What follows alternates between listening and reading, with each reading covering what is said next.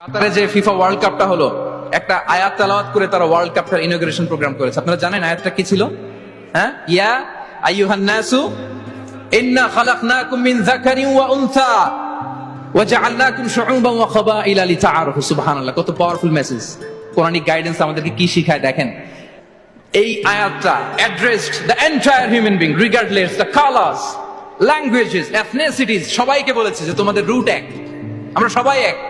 From Adam and Eve, আদম আলাইহিস সালাম, হাওয়া আলাইহিস সালাম, এখান থেকে আমরা এসেছি। আস্তে আস্তে আস্তে আস্তে এই হিউম্যান জেনারেশন। তো কোরআন আমাদেরকে মানুষের ভাই হিসেবে কনসিডার করতে বলে। সম্মানিত ভাইরা, সর্বশেষ কথা হচ্ছে কোরআন যে গাইডেন্স আমাদের জন্য হাজির করে, এটা হচ্ছে the most upright guidance, the straightforward guidance. ইন্না হাযাল কুরআনা ইয়াহদি লিল্লাতী হিয়া আকওয়াম। এটা যে পথ দেখায়, এটা সিরাতুল মুস্তাকিম, এটা দ্য মোস্ট আপরাইট পাথ, এটা স্ট্রেইট ফরওয়ার্ড পাথ। আমরা যেন সেই সিরাতুল মুস্তাকিম